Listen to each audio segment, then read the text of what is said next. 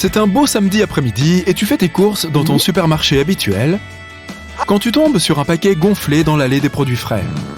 Tu vérifies les informations sur le produit. Il semble avoir largement dépassé sa date d'expiration. Alors, pourquoi cette forme bizarre ? La réponse n'est pas toujours évidente. Pour certains types de produits frais, comme la viande, le poisson ou les fruits de mer, parfois même les salades et le fromage, les scientifiques ont mis au point une chose appelée MAP pour Modified Atmosphere Packaging, soit packaging en atmosphère modifiée en français. Pour que ces types de produits à la durée de conservation relativement courte restent frais le plus longtemps possible, une combinaison de gaz est introduite dans l'emballage. Cela se produit avant même que le produit n'atteigne ton magasin. Un professeur français de l'école de pharmacie de Montpellier a mis au point cette méthode après avoir remarqué que les fruits ont tendance à rester frais plus longtemps dans des conditions de stockage à faible teneur en oxygène. Les types de gaz contenus dans les emballages MAP peuvent varier d'un produit à l'autre. Mais l'idée principale est de réduire la teneur en oxygène, généralement remplacée par de l'azote ou du dioxyde de carbone. N'oublie pas qu'un sachet de salade gonflé, même s'il n'a pas encore dépassé sa date de péremption, n'est pas forcément bon à consommer. Les gaz à l'intérieur du sac peuvent être un signe que le produit est avarié. C'est pourquoi la meilleure chose à faire lors de tes achats est de vérifier que le produit ne soit pas périmé. S'il n'a pas dépassé la date, vérifie s'il y a des odeurs inhabituelles ou si l'emballage est endommagé. Si quelque chose te semble anormal, il est préférable de ne pas prendre de risques. Tu peux t'adresser à n'importe quel employé du magasin si tu as des questions ou des inquiétudes. De nos jours, la plupart des supermarchés ont une disposition qui permet un ordre d'achat logique, comme acheter les articles non périssables en premier, puis ajouter les produits réfrigérés ou congelés, et finir par les fruits et les légumes afin qu'ils ne se retrouvent pas écrasés au fond de ton panier. Et pendant qu'on parle des fruits et légumes, essaye de les acheter le matin si possible. Ceux qui sont restés là toute la journée peuvent perdre un peu de leur forme et de leur texture, tandis que d'autres peuvent être un peu flétris. Maintenant, un petit conseil sur la gestion des déchets. N'achète jamais plus d'aliments que tu n'as l'intention de consommer en une semaine. La plupart des fruits et légumes ne durent même pas aussi longtemps. Alors, il est préférable de ne pas céder à toutes tes envies. Faire les courses et l'estomac plein peut aussi t'aider. Tout comme faire les courses avec une liste préétablie des choses que tu dois acheter.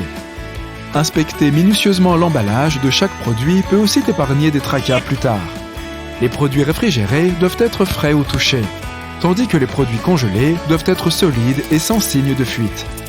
Lorsque tu rentres chez toi, assure-toi de réfrigérer tous les produits qui doivent l'être dès que possible. En général, ils ne doivent pas rester hors du réfrigérateur pendant plus de 2 heures. Sinon, leur qualité risque d'en être altérée. Acheter des herbes aromatiques en pot n'est peut-être pas la première chose sur ta liste, mais c'est sûrement quelque chose à envisager. Non seulement elles sont disponibles pour un prix modique, mais elles sont aussi faciles à cultiver et à entretenir.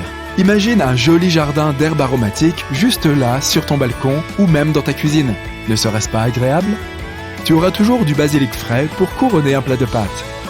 Et tant que tu es encore au magasin, n'oublie pas d'acheter des filtres à café. Tu n'as peut-être pas de machine à filtre chez toi, mais ils ont beaucoup d'autres utilisations possibles. Ils peuvent servir à filtrer les liquides, à empiler en toute sécurité la porcelaine délicate dans tes armoires, ou même à polir tes fenêtres ou tes chaussures. Si tes fruits et légumes préférés sont en solde, mais qu'acheter de grandes quantités impliquerait de les gaspiller, pense à les congeler. Tu peux faire des réserves pour les smoothies, surtout pour la saison froide, où les options sont limitées en termes de fruits frais. Et ne te contente pas d'attraper la première chose sur le rayon, surtout si elle risque de se gâter rapidement. Les magasins réapprovisionnent leurs produits selon le principe du premier entré, premier sorti. Les articles au fond de l'étagère sont donc toujours un peu plus frais. Il en va de même pour le thé si tu le préfères au café. Opte plutôt pour des feuilles de thé en vrac. Non seulement tu réduiras tes dépenses, mais tu pourras aussi faire tes propres mélanges maison. Le thé en feuilles a également un goût plus prononcé que le thé vendu en sachet. Pour ce qui est des autres articles ménagers, fais des réserves d'ampoules, de serviettes en papier et de piles. Il y a de fortes chances que tu aies un jour besoin d'un de ces articles, c'est pourquoi il est préférable de les acheter en grande quantité lorsqu'ils sont en solde. Ils ne seront jamais gaspillés et, avouons-le, c'est toujours ennuyeux lorsque la télécommande de la télévision ne fonctionne plus, mais que tu n'as plus de piles. Essaye de réduire le nombre de fois où tu vas faire des courses pour n'acheter qu'un seul article.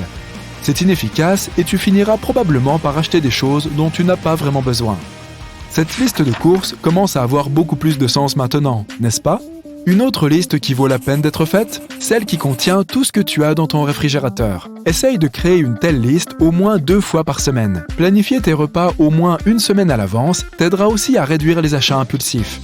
Si tu sais déjà ce que tu mangeras pour le dîner de mercredi, pourquoi ajouter autre chose au panier si c'est inutile?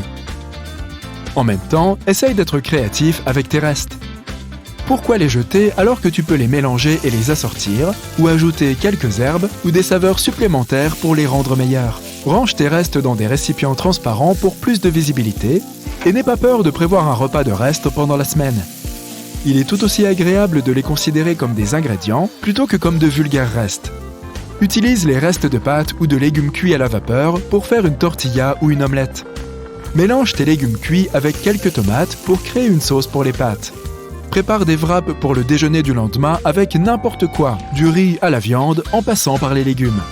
Si tu cherches vraiment la méthode la plus simple pour conserver les restes, tu peux toujours les transformer en soupe.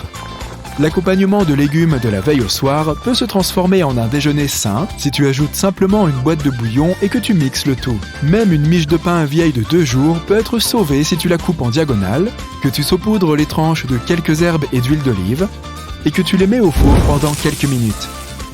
Tu auras alors de beaux croûtons faits maison pour ta soupe de reste. Un peu de jugeote en matière d'étiquette ne fait jamais de mal à personne non plus. Sois à l'affût des ingrédients dont tu n'as jamais entendu parler ou de ceux que tu ne peux pas prononcer. Il faut généralement éviter les produits dont l'emballage contient plus de 5 ingrédients. Même la façon dont tu portes tes courses au supermarché peut avoir un impact sur ce que tu achètes et comment. Si tu préfères les paniers au caddie, tu es plus enclin aux achats impulsifs. C'est ce qu'affirme une étude publiée par le Journal of Marketing Research. Cela se produit en raison de l'effort que tu fais pour transporter réellement les articles. En choisissant un caddie, tu seras probablement assez à l'aise pour évaluer suffisamment de produits et lire attentivement les étiquettes. Lorsque ta liste de courses n'est pas trop longue, opte pour la caisse automatique si elle est disponible. Des études ont montré que les achats impulsifs sont réduits jusqu'à 32% si tu dois scanner tes propres articles en sortant. C'est parce que la ligne de caisse normale est spécialement conçue pour t'empêcher de laisser des articles que tu aurais pu reconsidérer. Il n'y a littéralement aucun endroit où tu peux déposer tes articles non désirés, en dehors de ton panier, et s'il y a quelqu'un d'autre qui fait la queue derrière toi, bonne chance pour revenir en arrière. La disposition des aliments sur les étagères peut aussi représenter une menace pour ton budget et tes habitudes. Comme les gens sont plus enclins à acheter les articles qu'ils voient en premier, les produits les plus chers sont placés à hauteur des yeux et les options économiques sont placées sur les étagères du haut et du bas. Prends ton temps et scrute les allées qui t'intéressent. Tu seras surpris de voir que la plupart des articles placés sur les étagères supérieures ou inférieures sont souvent non seulement plus économiques, mais aussi moins riches en additifs ou arômes artificiels. Bref, fais attention, les supermarchés sont une véritable jungle.